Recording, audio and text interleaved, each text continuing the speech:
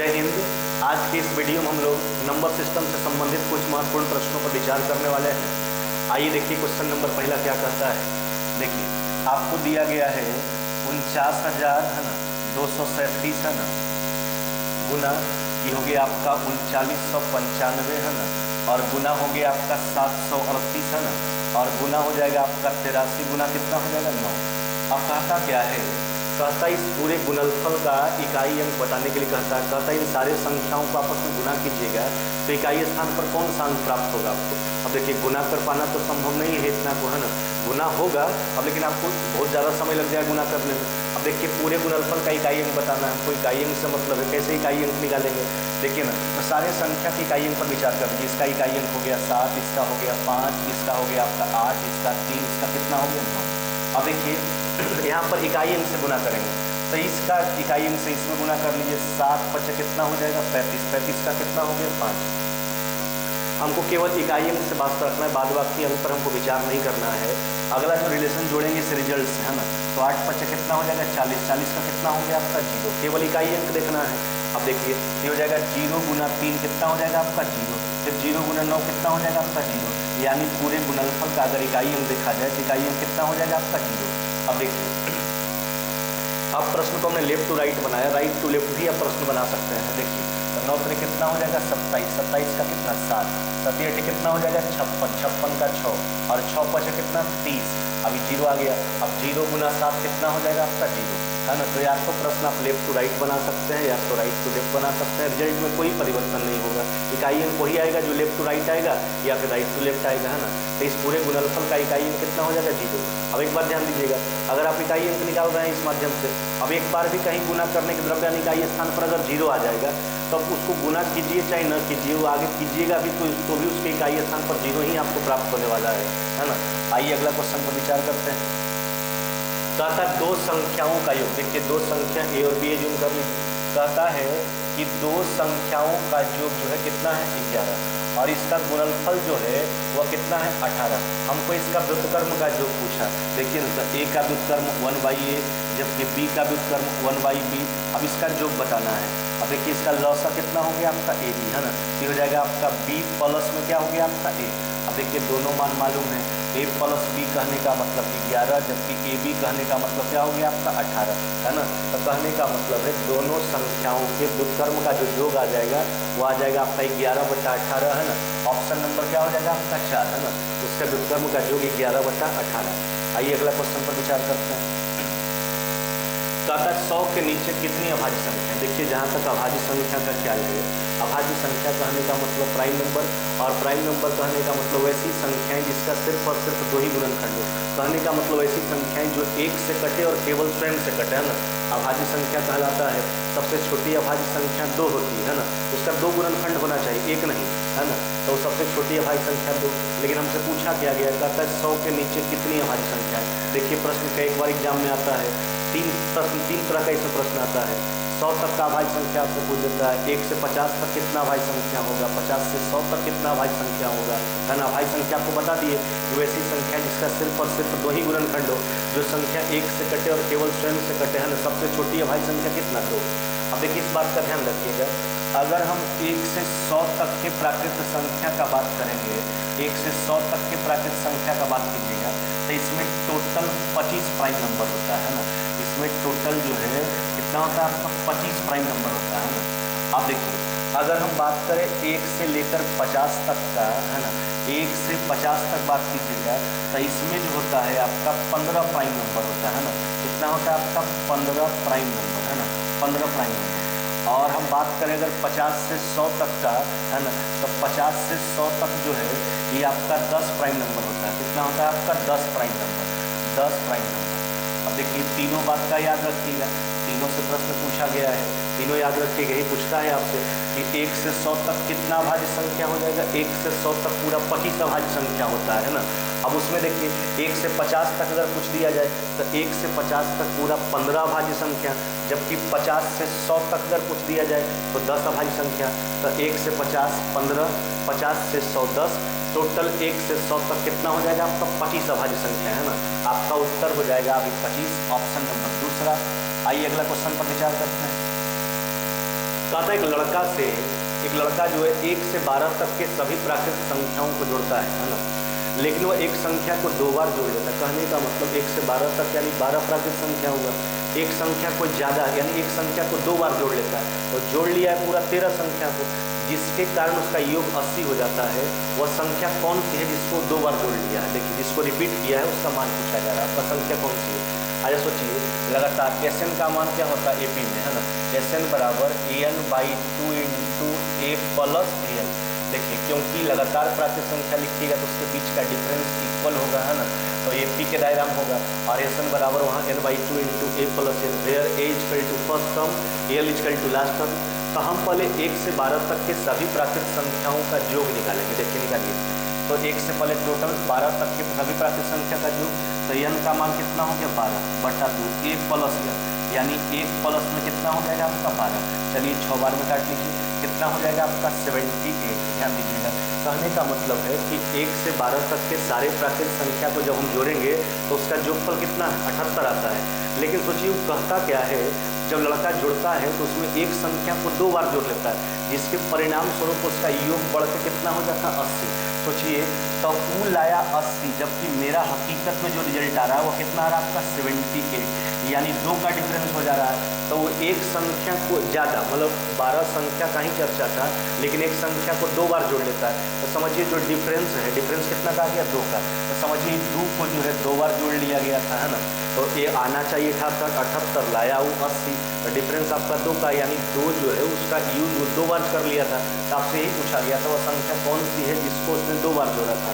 आपका उत्तर कितना हो जाएगा 2, है ना। चलिए अगला क्वेश्चन पर विचार करते हैं। देखिए क्या कहता है, गणित की एक परीक्षा में 5 उम्मीदवारों द्वारा प्राप्त अंक जो है लगातार 5 विषम पूर्णांकों में है, उसके कुल अंक 185 है, तो उच्चतम अंक पूछा। देखिए, 5 को विद्यार्थी है और उसके प्राप्तांकों का योग 185 है, उसका कहता है पाँचों का प्राप्तांक जो है वह लगातार विषम संख्या के रूप में, लगातार विषम संख्या के रूप में। अच्छा देखिए, एक बात ध्यान दीजिएगा, तब पाँचों का औसत एक योगफल 185 है ना, तो इसका औसत मान निकाल लीजिए पाँचों का, है ना, तो कितना हो जाएगा आपका 37। अब देखिए, लगातार विषम संख्या के रूप में है, तो जब लगातार संख्या का बात करते हैं तो उससे औसत मान जो होता है बिल्कुल बीच वाला मान होता है। तो देखिए, इसका औसत आया 37, इसको बीच में प्रयोग कर लीजिए, है ना, तो 5 उम्मीदवार का बात किया था, तो बीच वाला मान हो गया, तो 2 को आगे लिख दीजिए, 2 को पीछे लिख दीजिए, तो इसके आगे विषम संख्या बात कीजिएगा तो हो जाएगा आपका 39, कितना हो जाएगा 41, अगर पीछे बात कीजिएगा तो हो जाएगा आपका 35, और ये कितना हो जाएगा आपका, ये हो जाएगा आपका 33, है ना। अब देखिए, हमसे पूछा क्या गया है, कहता है अगर छोटा पूछता तो छोटा उत्तर हो जाता 33, बड़ा पूछा है अभी, इसमें अब जिसका भी जवाब मांगेगा आपको मिल जाएगा। तो कहता है सबसे उच्चतम अंक कितना है ना, तो सबसे उच्चतम अंक जो है कितना हो जाएगा आपका 41, है ना, कितना हो जाएगा आपका 41, आपका उत्तर हो जाएगा ऑप्शन नंबर 30 है। चलिए आइए अगला क्वेश्चन पर विचार करते हैं। देखिए क्या कहता है 300 पृष्ठों के किताब के पन्नों पर नंबर लगाने के लिए कितने अंक अपेक्षित है। देखिए, एक पन्ना में 2 पृष्ठ होता है, एक आगे एक पीछे, तो 300 पृष्ठ यानी 150 पन्ना का किताब है। अब 300 पृष्ठ है, अब देखिए तो कहता है किताब के पन्नों पर नंबर लगाने के लिए, अच्छा 300 पृष्ठ है तो नंबरिंग कीजिएगा तो 1 2 3 300 तक लिखना पड़ेगा। कहने का मतलब है आपको नंबरिंग करने के लिए 1 से लेकर 300 तक पूरा लिखना पड़ेगा। तो कहता है कितना अंक अपेक्षित है इसके लिए, अगर हम 1 से 300 तक नंबरिंग करेंगे तो इसके लिए कितने अंकों की आवश्यकता होगी।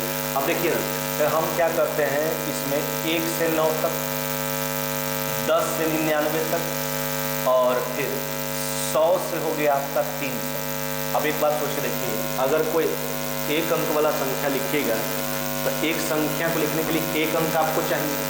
अगर कोई 2 अंक वाला संख्या लिखेंगे तो उस संख्या को लिखने के लिए एक संख्या को लिखने के लिए 2 अंक चाहिए। अगर हम कोई 3 अंक वाला संख्या लिखते हैं तो एक संख्या को लिखने के लिए 3 अंक चाहिए। तो हम सबका बंटवारा कर लिए, है ना, इसमें 1 अंक वाला कितना संख्या है, 2 अंक वाला कितना संख्या है, 3 अंक वाला कितना संख्या है। तो देखिए ना, 1 से 9 तक यानी 9 संख्या हुआ, और 9 संख्या सब 1 अंक वाला है, तो इसके लिए तो 9 अंकों की आवश्यकता होगी, है ना।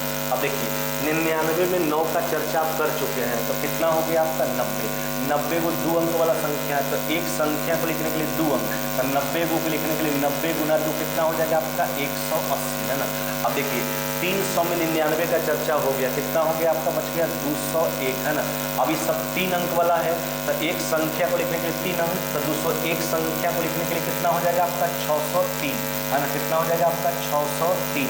अब देखिए सबको क्या करेंगे, जोड़ लेंगे, इतना अंक चाहिए, 9 प्लस में 180, अब प्लस में कितना हो जाएगा आपका 603, अब जोड़िए ना, यही हो जाएगा आपका 700, कितना हो जाएगा आपका 92। यानी कहने का मतलब है कि अगर उसके पृष्ठों पर नंबरिंग किया जाए तो 300 पृष्ठों का नंबरिंग करने के लिए टोटल 792 अंकों की आवश्यकता होगी, है ना। आपका उत्तर हो जाएगा ऑप्शन नंबर 4। चलिए आइए अगला क्वेश्चन पर विचार करते हैं। देखिए क्या कहता है, एक 2 अंकीय संख्या को 2 बार साथ साथ लिखकर एक 4 अंक वाला संख्या बनाया जाता है। इस प्रकार का बना कोई संख्या सदैव किससे पूर्णतः युक्त होगा। देख लीजिए नॉर्मल बात है, जैसे बात किया गया 2525 का, दोनों में से किसी एक को लेकर हम समझ लेंगे, है ना। अच्छा देखिए इसको आप क्या लिखिएगा, इसको लिखेंगे 25 गुना 100, है ना। अब प्लस में कितना लिखेंगे 25। अब देखिए दोनों पार्ट में 25 से कॉमन कर लीजिए, तब 25 जैसे कॉमन कीजिएगा तो यहाँ बचेगा 100, यहाँ बचेगा आपका 1, ये कितना हो जाएगा आपका 101। अब देखिए तो 2 खंड में आया, अब इसको हम बारी बारी ऑप्शन पर विचार करेंगे। 7 को उठा के देखिए, 7 न तो 25 को काट पाएगा, न तो 101 को काट पाएगा। 11 को उठा के देख लीजिए, 11 जो है 11 तो 25 को काटेगा, न तो 101 को। 13 का भी वही बात है, 13 भी दोनों में से किसी को नहीं काट पाएगा। अब यहाँ पर देखिए सीधा बात है कि 101 जो इस संख्या का गुणनखंड है, तो इस संख्या 101 से कटवे करेगा, है ना। तो 101 यहाँ पर ऑप्शन नहीं देके 101 को दूसरा भाषा में लिखा गया सबसे छोटी 3 अंक की अभाज्य संख्या है ना। 101 ही होता है सबसे छोटा 3 अंक की अभाज्य संख्या, है ना। देखिए तो 101 आपका उत्तर आ रहा है ना। 101 से कटेगा, 25 से कटेगा, 25 का कोई गुणनखंड होता उससे संख्या कटता, लेकिन वैसा तो कुछ नहीं दिया गया। 3 अंकीय सबसे छोटी अभाज्य संख्या दिया गया जो 101 होता है। तो इस प्रकार का संख्या 101 से कटेगा क्योंकि 101 उस संख्या का गुणनखंड है। आपका उत्तर हो जाएगा ऑप्शन नंबर 4, है ना। आइए अगला क्वेश्चन पर विचार करते हैं। कहता 160 के धनात्मक गुणनखंडों की संख्या। देखिए अगर भाजकों या गुणनखंडों का संख्या निकालना होता है तो सबसे पहले इसका अभाज्य गुणनखंड आप निकाल लीजिए। देखिए इसको अभाज्य गुणनखंड निकालिए, तो 2 हो गया, 2 से लगाइए कितना हो जाएगा 80, फिर 2 से लगा लीजिए कितना हो जाएगा आपका 40, फिर 2 से लगा लीजिए कितना हो जाएगा आपका 20, है ना। फिर 2 से लगा लीजिए कितना हो जाएगा आपका 10, फिर 2 से लगा लीजिए कितना हो जाएगा आपका 5। अब देखिए तो हमने बोला अगर भाजकों की संख्या या गुणनखंडों की संख्या ज्ञात करनी है तो सबसे पहले संख्या का अभाज्य गुणनखंड ज्ञात किया जाता है। इसके बाद इसको पावर के रूप में लिखिए। अच्छा 2 का कितना बार यूज हुआ, 1 2 3 4 5, तो इसको लिखोगे आप 2 पर पावर 5 और गुना 5 पर पावर कितना 1। क्या बोले, सबसे पहले संख्या का अभाज्य गुणनखंड ज्ञात कीजिए, फिर उसको पावर के रूप में लिखिए। अब कुछ नहीं करना है, जितना भी पावर है सब पावर में 1 बढ़ा के गुना कर लीजिए।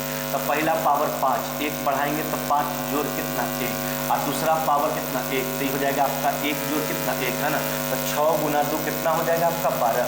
कहने का मतलब है कि 160 को टोटल 12 संख्याओं से पूर्णतः भाग दिया जा सकता है। आप कैसे सोच के देखिएगा, टोटल 12 को संख्या ही आएगा, है ना। तो वही पूछा गया था 160 के धनात्मक गुणनखंडों का संख्या बताइए। आपका उत्तर हो जाएगा 12, ऑप्शन नंबर क्या हो जाएगा आपका 4, है ना। चलिए आइए अगला क्वेश्चन पर विचार करते हैं। कहता 4 अंकों की वह सबसे बड़ी संख्या कौन सी है जो 88 से पूर्णतः युक्त है। देखिए ना, तो 4 अंकों की जहाँ तक सबसे बड़ी संख्या का सवाल है, 4 × 9 88 से भाग लगा दीजिए इसमें, है ना। चलिए कितना बार में लग जाएगा आपका, 1 बार में, है ना। अब देखिए ये हो गया आपका 119, फिर 1 बार में लगा लीजिए, है ना। ये हो गया आपका 1 3, है ना। अब कितना बार में लग जाएगा आपका 3 बार में, है ना। 4 बार में नहीं लगेगा। ये हो जाएगा आपका 24, है ना, बचेगा 2, 24 और 2 कितना हो जाएगा आपका 26। ये हो जाएगा आपका 5 और 5। देखिए बात बड़ी से बड़ी संख्या का, तो बड़ी से बड़ी संख्या के प्रश्न में काम घटाने वाला होता है, और घटाना होता है तो क्या घटाते हैं, शेष। छोटी से छोटी संख्या के प्रश्न में काम जोड़ने वाला, और जोड़ना होता है तो क्या जोड़ते हैं, भाजक माइनस में शेष।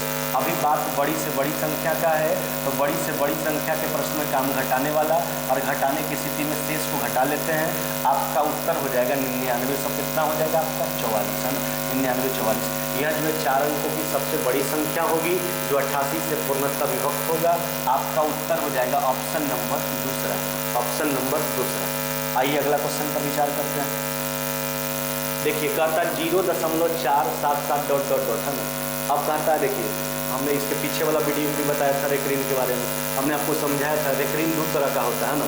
अगर दशमलव के बाद सभी अंकों का पुनरावृत्ति होता है तो उसको सिंपल रेक्रीन या प्योर रेक्रीन कहा जाता है। लेकिन अगर दशमलव के बाद कुछ का पुनरावृत्ति हो और कुछ का पुनरावृत्ति नहीं हो तो उसको मिक्स्ड रेक्रीन कहा जाता है। यहाँ पर वही बात है, देखिए इसको 0.477 डॉट डॉट डॉट कर दिया है, तो इसको आप लिख सकते हैं 0.4 अब केवल 7 पर रेक्रीन, है ना। तो ई जो है आपका मिक्स्ड रेक्रीन है ना। दशमलव के बाद 4 का रिपीटेशन नहीं है, केवल 7 का रिपीटेशन है। तो देखिए मिक्स रेक्रीन को तोड़ने के लिए क्या करते हैं, दशमलव के पहले वाले को पूर्णांक में, तो दशमलव के पहले तो कोई संख्या नहीं दिया गया, छोड़ दीजिए। दशमलव के बाद वाले संख्या को अंश में लिखते हैं, लेकिन उसमें उस संख्या को घटा लेते हैं जिस पर रेक्रीन नहीं होता है। किस पर रेक्रीन नहीं है, 4 पे, है ना। अब देखिए इसके हर में उतना 9 का प्रयोग करते हैं जितना अंक पर रेक्रीन होता है। एक अंक पर रेक्रीन है, हमने 1 9 का प्रयोग कर लिया, और उस 9 के साथ उतना 0 का प्रयोग किया जाता है जितना अंक दशमलव के बाद जितना अंक पर रेक्रीन नहीं होता है। दशमलव के बाद वाला संख्या 1 4 है जिस पर रेक्रीन नहीं है, तो दशमलव के बाद एक संख्या जिस पर रेक्रीन नहीं है तो एक शून्य का प्रयोग कर लेंगे। आपका उत्तर हो जाएगा 43 बटा कितना हो जाएगा, 90। क्या बोले फिर से देख लीजिए, है ना। दशमलव के पहले वाला को पूर्णांक में कुछ नहीं है तो छोड़ दिया जाएगा। दशमलव के बाद वाली संख्याओं को अंश में लिखेंगे, लेकिन इसमें उस संख्या को घटाया जाता है जिस पर रेक्रीन नहीं होता है। 4 से रेक्रीन नहीं था, 4 हमने घटा लिया। अब देखिए उसके हर में जो है उतना 9 का प्रयोग कीजिए जितना अंक पर रेक्रीन होगा। एक अंक पर रेक्रीन है, 1 9 का प्रयोग करेंगे और उस 9 के साथ उतना 0 लगा लेंगे जितना अंक पर रेक्रीन होगा, है ना। ये हो जाएगा 47 माइनस 4 बटा 90, 43 बटा 90। आपका उत्तर हो जाएगा ऑप्शन नंबर तीसरा, है ना। आज के वीडियो में बस इतना ही, मिलते हैं आगे नेक्स्ट वीडियो।